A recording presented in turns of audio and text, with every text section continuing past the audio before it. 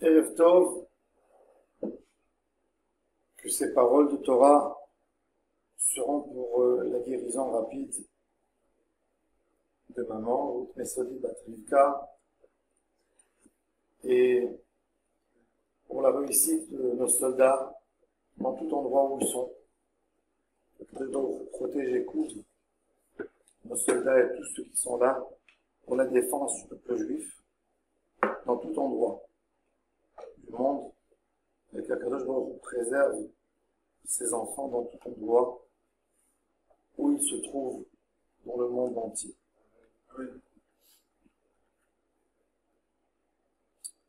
Parashat Devarim.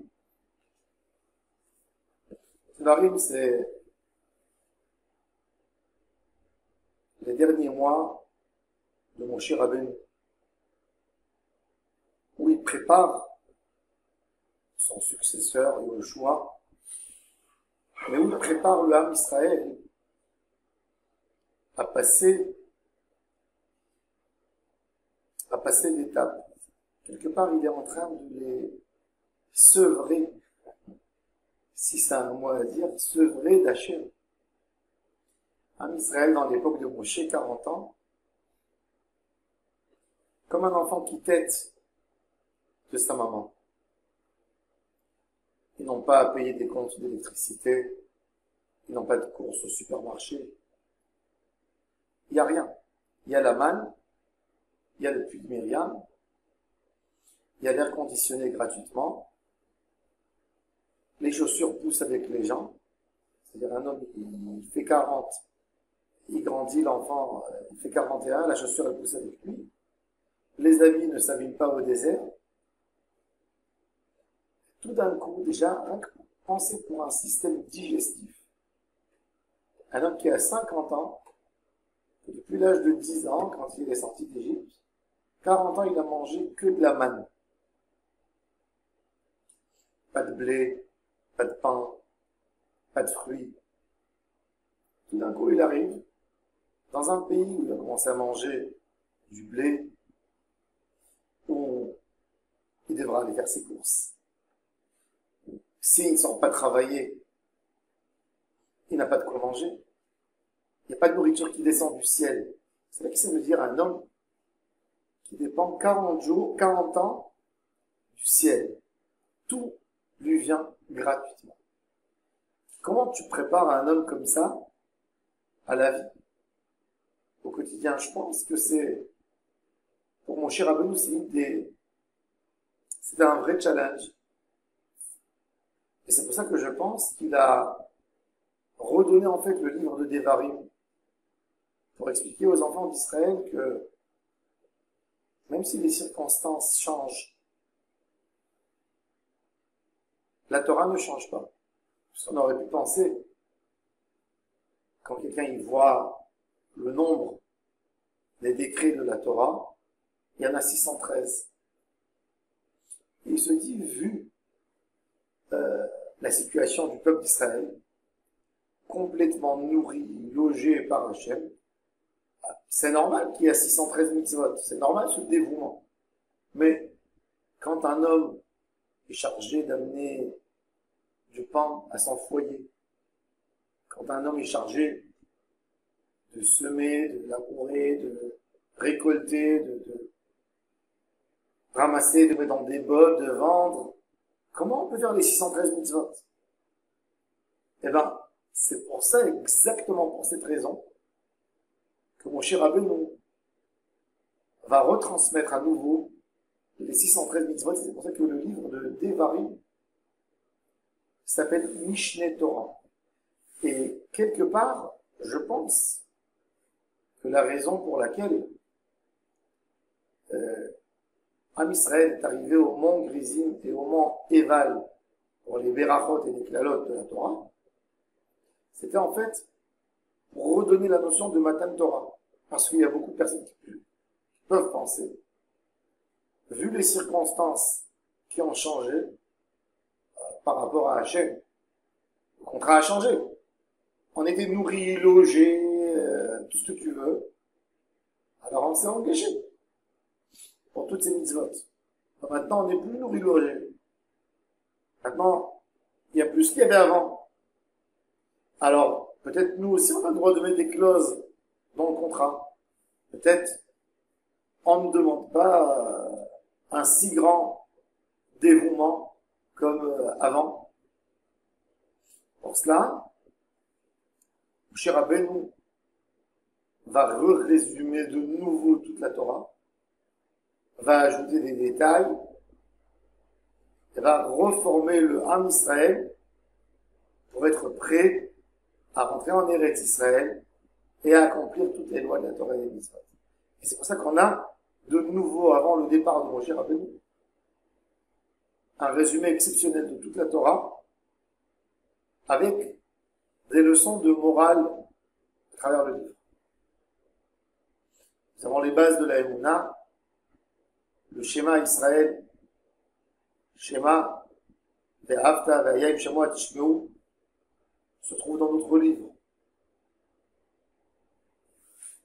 Moshe Rabbeinu va parler beaucoup de la Avodah Zara, de s'éloigner des païens, de leur manière, comment ils comprennent c'est quoi Hachem.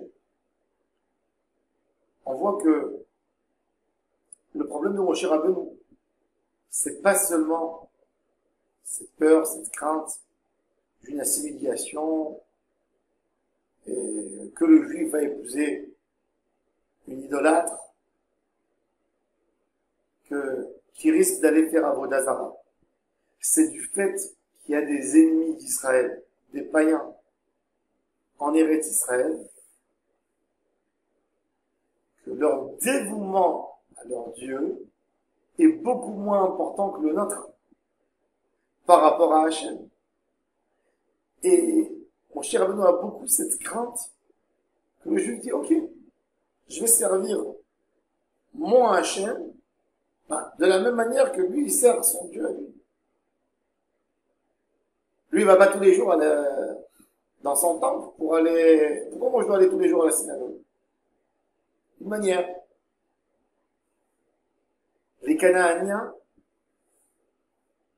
étaient un peuple horrible. Un peuple, même dans la Torah, maudit par Noé. Les enfants de Noé, il y avait un enfant qui a vu la nudité de son papa et qui a fait des choses très graves que la Torah n'a pas détaillées, mais qu'on le sait. Mais son papa, quand il a maudit Ham, il n'a pas maudit Ham. Il a maudit le fils de Ham, qui était le plus terrible, le plus dangereux des autres. Il s'appelait Canaan. Et il a dit, Arur Canaan. Si Canaan sera au pouvoir, il va détruire toute la moralité du monde. Il y a des hommes que le plus grand danger, c'est qu'ils arrivent dans une position de force. Parce que quand ils arrivent dans une position de force, ils déstabilisent toutes les valeurs de l'humanité. Toutes.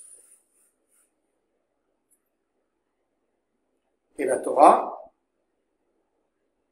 elle a très peur de ça. Et c'est avec ça qu'on peut comprendre un peu le décret qui était très dur pour les peuples qui vivaient en Israël. Canaan, c'est partagé en 7 nations qui étaient là. Des nations puissantes, mais des nations avec des valeurs horribles de famille. Des valeurs où je n'ai même pas envie de répéter les choses qu'ils faisaient. Et pour avoir un exemple sain, comment il faut servir Hachem, on ne peut pas rester avec des gens comme ça à nos côtés. Et c'est pour ça qu'il y a une mitzvah particulière de la Torah, Lo techaye kol neshama. ils ne peuvent pas, s'ils veulent rester en paix avec nous, pas sur le territoire israélien.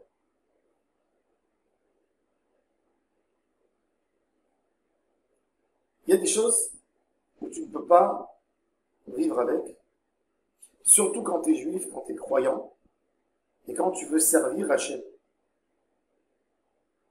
Et dans le livre de Dvarim, Moshe Rabbeinu met beaucoup de ça dans le livre, l'éloignement de la Avodah Zara.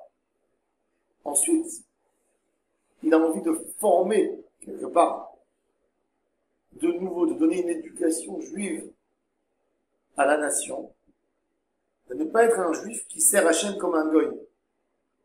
C'est-à-dire, de lire la Torah, de faire la lecture de la Torah en hébreu. Et pas une lecture française de la Torah. Quand je veux dire une lecture française de la Torah, je ne dis pas la Torah en français. La Torah, c'est la Torah, et tu peux la lire dans toutes les langues. Mais quand je dis une lecture française de la Torah, c'est-à-dire que je prends toute la France avec son comportement, et j'essaye d'adapter la Torah et de la voir d'une manière française, d'une manière américaine, d'une manière italienne. Assourd de lire la Torah de cette manière. On a aujourd'hui beaucoup de personnes qui interprètent la Torah avec les valeurs de l'Occident. L'Occident s'est penché tellement vers la Torah pour puiser des valeurs, toutes les valeurs humaines qu'il y a aujourd'hui. La Torah en a parlé il y a 3300 ans. Il y a 3300 ans, une femme dans le foyer, c'était un bien acquis. Et la Torah a parlé des droits de la femme, ne pas lui faire du mal, les biens communs. La Torah a parlé des lois du salarié, de l'employé. La Torah a parlé de Kibboud Avaim, des règles, les règles de mariage, les règles de divorce. Elle a donné des règles dans tout.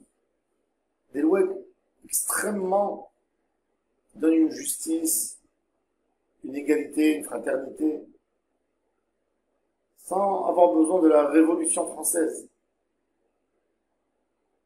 Et la Torah a tout mis. Mais pour vraiment vivre une vie de Torah, tu es obligé d'être dans un pays où on pense Torah, où tout se règle selon la Torah. Ça, c'est l'importance. De là vient l'importance de Eretz Israël, le rôle qu'Israël a joué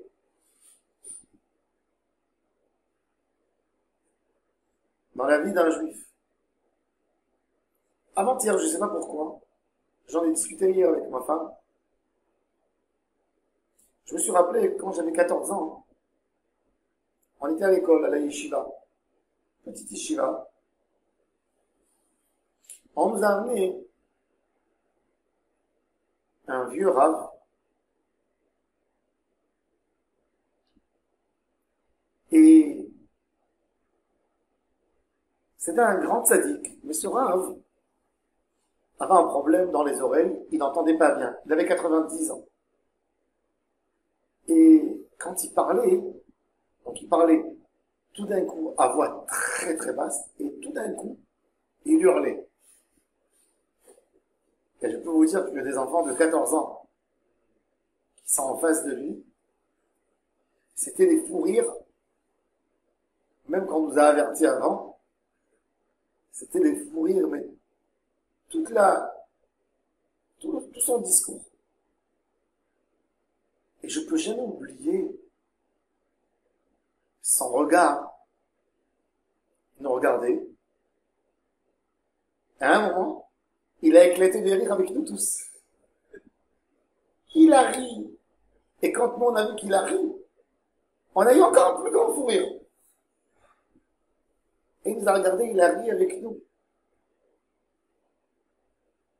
Des années après, j'ai trouvé le discours, le résumé du discours qu'il avait dit, tellement profond.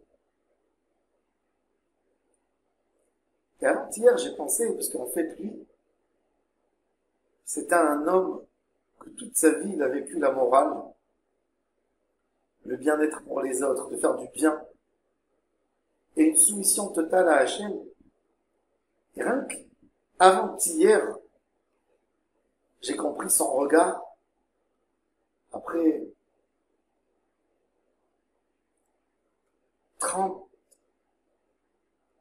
32 ans de recul.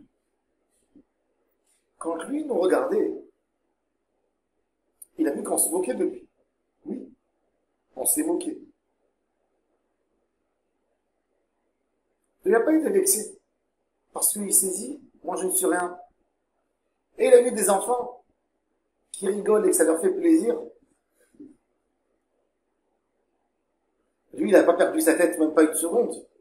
Vu le contenu que j'ai vu dans le discours qu'il a dit, il était conscient qu'on rigolait sur lui. Mais ça lui a fait plaisir de voir des enfants qui rigolent. Eh ben, il a rigolé avec nous pour nous faire rire.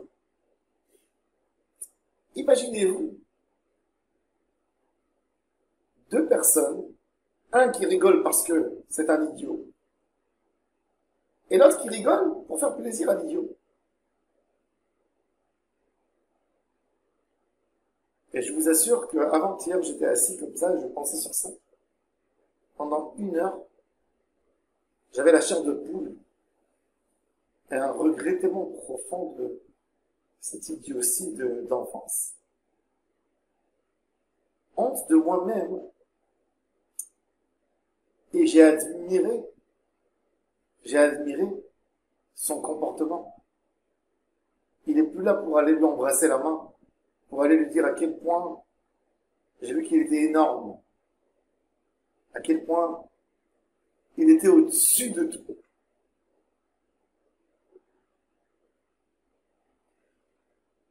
Et ça, c'est la Torah. La Torah, c'est pas de répéter les phrases qu'on a étudiées, d'avoir un contenu de connaissance dans notre tête. C'est de changer, c'est d'être un homme. Mon cher Ben, dans le désert, il a reçu 600 000 personnes malades, des malades mentales, tous. Vous savez que c'est quoi l'esclavage égyptien? C'est pire que le Hamas à Gaza.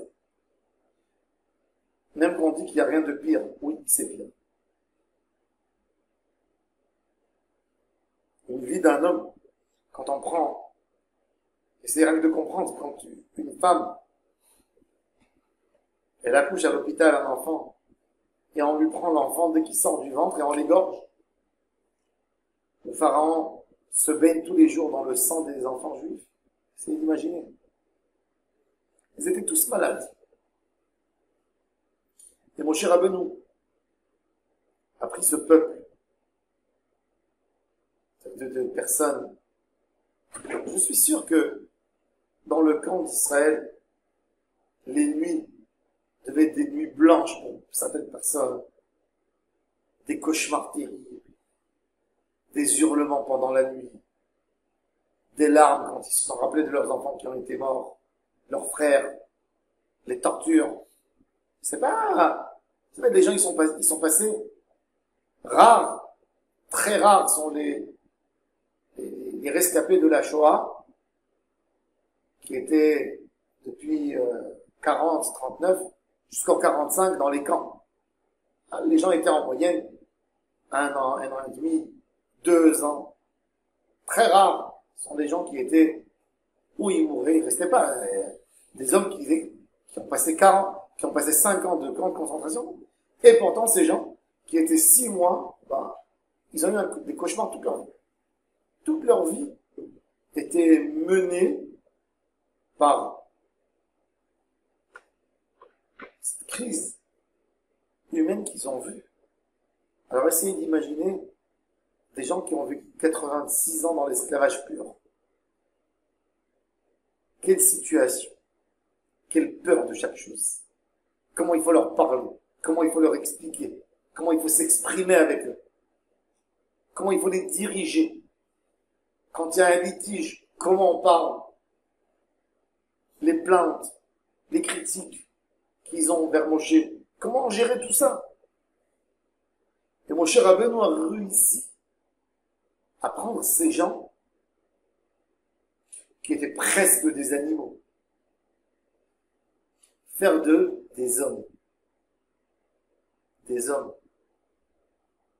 Et le livre de Devarim, c'est quelque part, c'est closer cette histoire, cette expérience humaine qui n'a pas eu de précédent, qui n'y a jamais eu quelque chose qui va lui ressembler dans l'histoire. Un peuple nomade de 2,5 millions de personnes qui tombent 40 ans dans un désert, qui fautent vers Hachem, mais qu'en même temps Hachem leur donne à manger, qui ont un temple, et qu'en même temps, il y a d'autres choses. Il y a ça, et comment ils s'en sortent, et comment ils vivent, et comment ils parlent, et comment ils agissent. Et tout ça, c'est la grandeur et la beauté et la force du Ham Israël dans ces moments. Et Moshe Rabbeinu nous parle, Ele Adevarim, Asher Diber Moshe.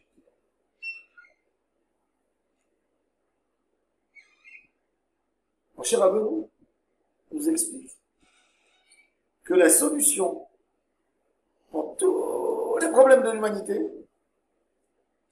se trouve dans la Torah. Vous savez, une femme qui se marie avec un homme, elle n'est pas consciente, il fait des crises par-ci, par-là, mais bon, on s'occupe de lui. Le mariage arrive, et après quelques jours du mariage, elle s'aperçoit qu'elle a un homme qui a le Asperger, mais dans un niveau très haut. Comment on dit Asperger en français? Asperger. Ouais. Un homme. Comment tu vis avec lui? Comment tu t'arranges? Comment tu avances dans ta vie? Tu paniques. Et mon cher Rabbeinu, il montre comment la Torah, elle est là pour chacun de nous, pour l'aider, pour le guider. Elle est à des variables tout simples. Par du dibour, la force de la Torah, la grandeur de la Torah, c'est que la parole, elle change un homme. Il n'a pas besoin de cacher pour changer. La Torah le remet. C'est un vrai remède pour réussir, pour avancer dans la vie. Il y a toute une préparation à sortir dans le monde réel, parce que le monde de la Torah, c'est un monde très très pur. Mais le monde de la Torah, il pourra se manifester uniquement quand l'homme a des problèmes. Parce que la Torah, quand elle était dans les mains des anges, avant que Dieu la donnée à un peuple, à des êtres humains, la Torah, elle n'a jamais agi, elle n'a pas bougé une vis dans le monde. Il y a eu quelques décrets, le décret à Abraham de sacrifier son fils, de faire la circoncision, les 10 épreuves d'Abraham, à un être humain. Il n'y a rien qui a changé dans le monde. Mais par le fait que la Torah, elle a été donnée au Ham Israël, il y a tellement de choses qui ont changé dans le monde, tellement de choses qui ont évolué.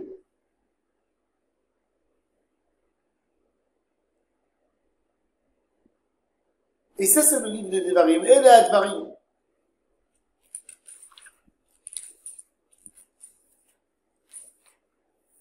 Asher Diber Moshe El Kol Israël. La grandeur aussi de Moshe Rabbeinu, La différence entre les sages d'aujourd'hui et l'époque de Moshe, c'est que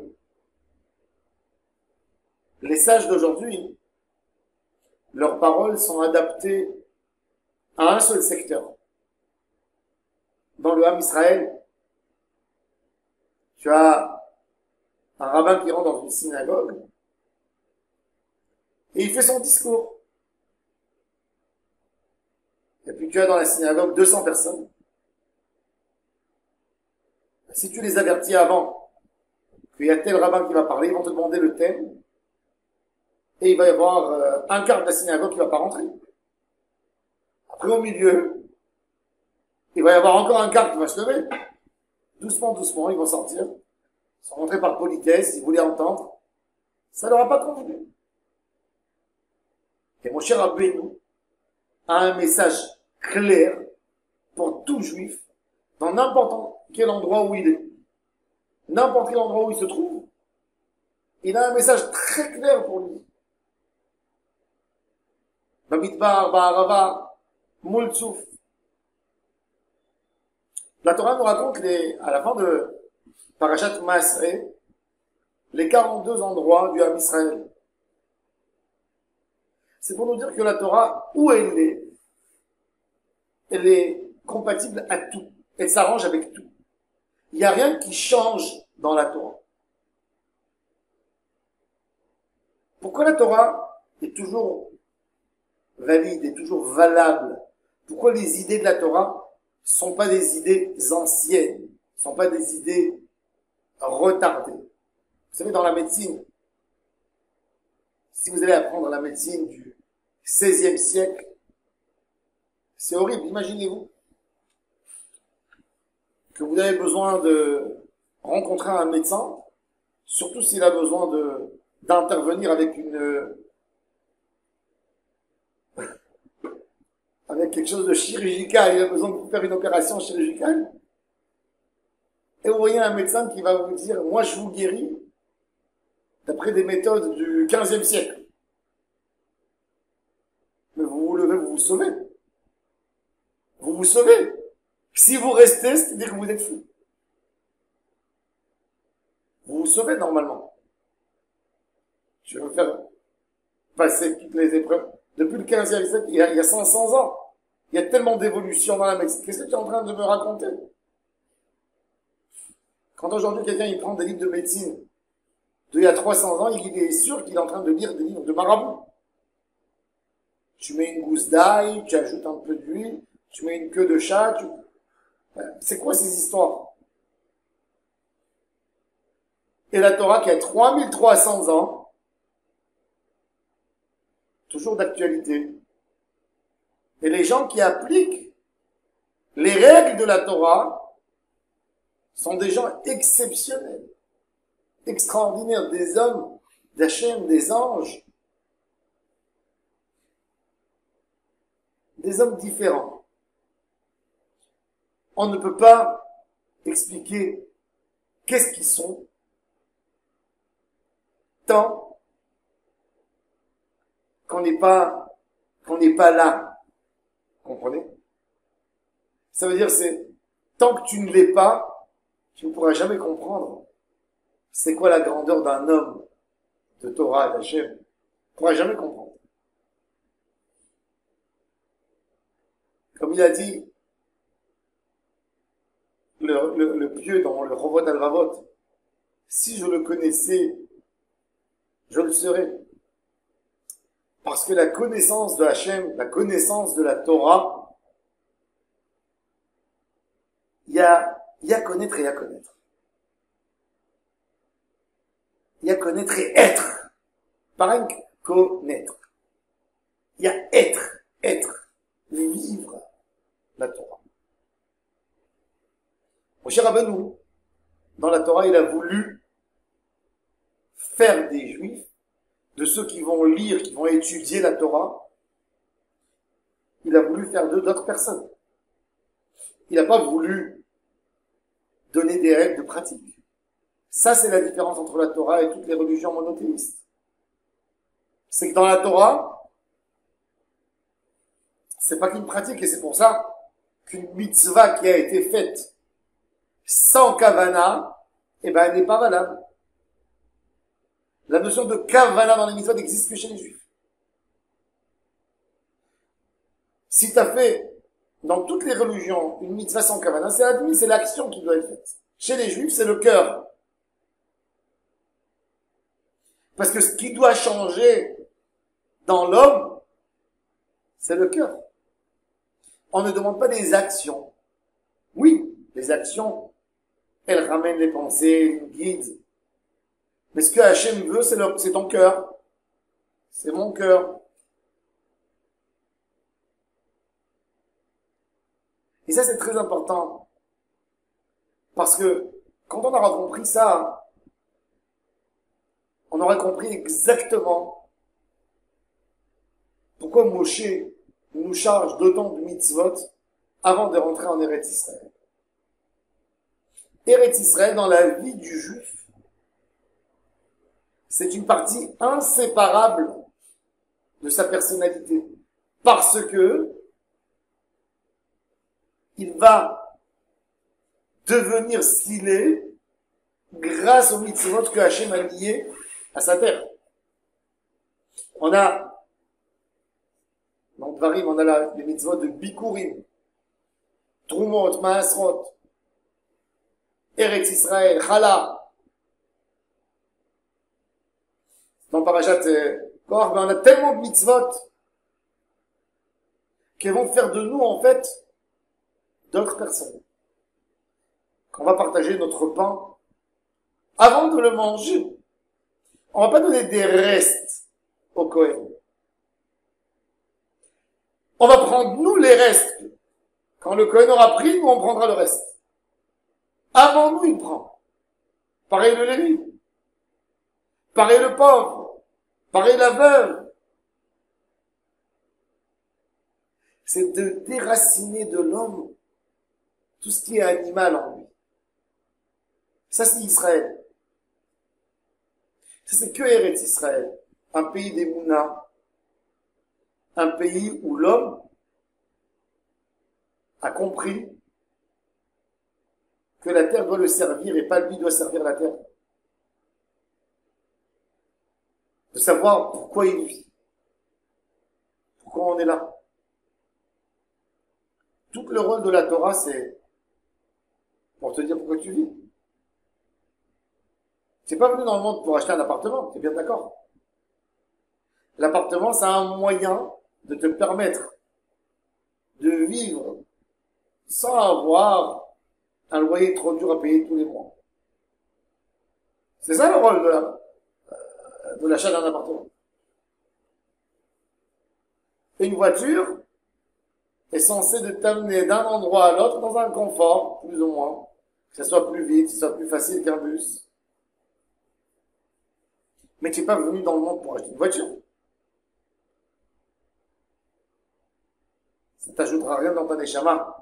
Si tu as une Porsche, une Mercedes ou tu as une Citroën, si elle fait le travail, elle avance, elle va vite, elle va au même niveau. De toute façon, tu n'as pas le droit de rouler plus que 90. Toutes les voitures vont à 90 alors. Il y a des gens qui achètent un 4x4 à Ranana. Tu as besoin d'un 4x4 à Ranana, franchement. Tu montes sur les maisons, hein, tu montes sur les toits. Pourquoi tu as besoin d'un 4x4? Où tu vas avec? Si tu habites dans la montagne, je comprends.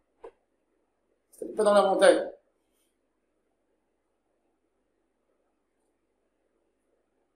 Toute la Torah, c'est ça. Et mon cher Rabbeinu a besoin d'avertir parce que le Ham Israël va passer d'un monde de rêve. Ils sont dans une couveuse. Couvés par Hachem. Tout d'un coup, ils vont ouvrir les yeux. Ils vont sortir dans le monde. C'est très compliqué. La yeshiva, c'est le plus bel endroit pour l'âme. Le plus beau.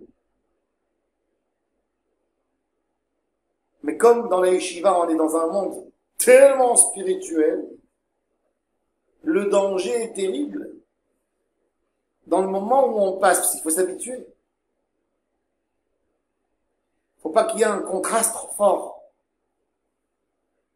que ça soit fluide, que ça passe, que ça bloque pas, que ça accroche pas. Et ça, c'est le travail du livre de Devarim. Le Devarim, il est en train de nous faire passer d'un monde spirituel, un monde couvé par Hachem, dans le monde de la réalité. Et de savoir trouver Hachem, vivre avec Hachem, sans avoir la manne. Quand tu reçois tous les jours la manne d'Hachem, tu sais qu'il est là. T'as tapé à la porte, le facteur, et t'as amené. Mais on nous a montré que même avec ça, tu peux oublier Hachem. Il y avait le Vaudor, quand il y avait la manne. Il y avait les filles de Moab, quand il y avait la manne. Il y avait les explorateurs, quand il y avait la manne. Quand il y avait le puits de Myriam, quand il y avait les nuées. Mais on a besoin d'un vrai travail. De vivre. Maintenant, nous, quand on va avoir, maintenant, nous, on fait le travail de l'autre sens. Parce que, mon cher Rabbeinu, il est venu nous mettre sur terre. Nous, maintenant, à la fin du monde, vers Mashiach, on a besoin de faire le travail dans le sens inverse. De passer de notre monde tellement matériel à un monde plus spirituel. À un monde où demain, on va passer exactement au même modèle de la manne. Olam Haba, Gan Eden, Yemot HaMashiach. Tu sortiras plus travailler. Tu auras la manne. Tu auras le puits de Myriam. Nous, on a besoin de faire le travail de l'autre côté. Et ces deux étapes dans la vie de l'homme demandent un vrai travail. Un gros travail. Pour comprendre la mission, pour comprendre le monde, pour comprendre qu'est-ce que Akadosh Baruch Hu veut dire. On a besoin de se poser la question, avant de faire n'importe quoi, qu'est-ce qu'Akadosh Baruch Hu veut de moi aujourd'hui? Comment il veut que je me comporte? Bechol drachecha da'ayu.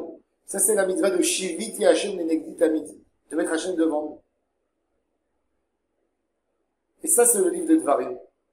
Alors, c'est de prendre nos échecs avec beaucoup de émettes, de les regarder, ne pas avoir peur, ne pas les balayer, et de décider, je veux changer, je veux être bon, je veux être sadique, je veux être Oved Hashem,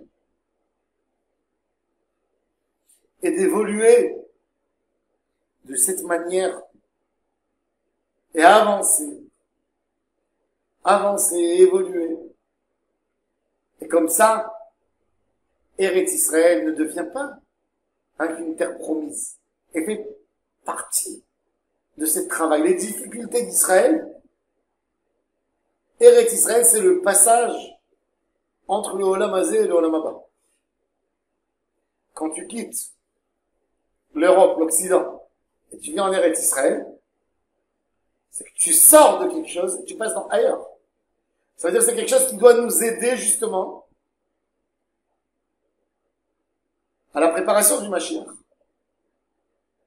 Eretz Israël, on en a besoin tellement d'émouna pour vivre là, surtout dans ces moments-là. Heureux celui qui sera là, dans ces jours qui vont venir, dans cette semaine, qui fera un travail d'émouna avec lui-même.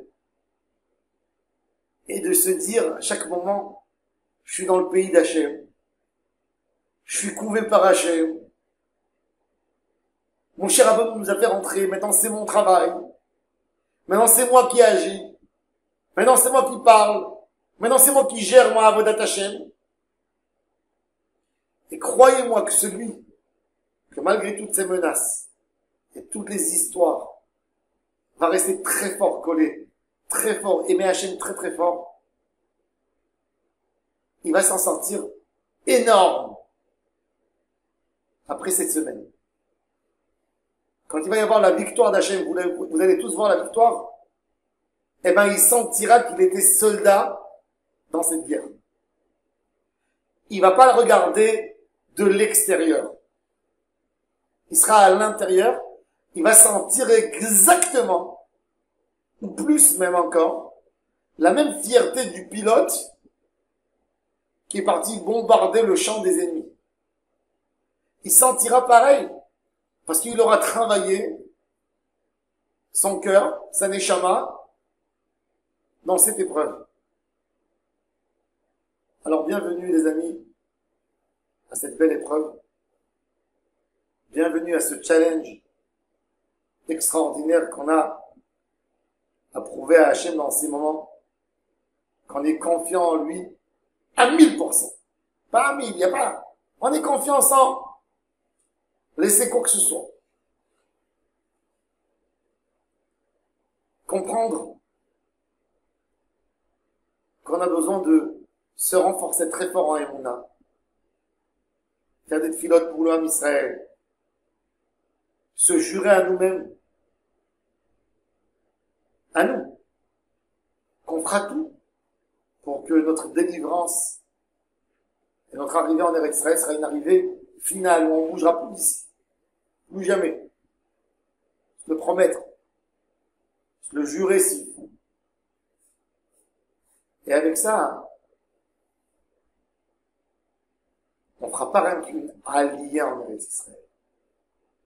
On fera une installation en Eretz Israël. Une préparation réelle, vraie, juste pour la venue du Mashiach Tzidkenu, du Merabi Amen.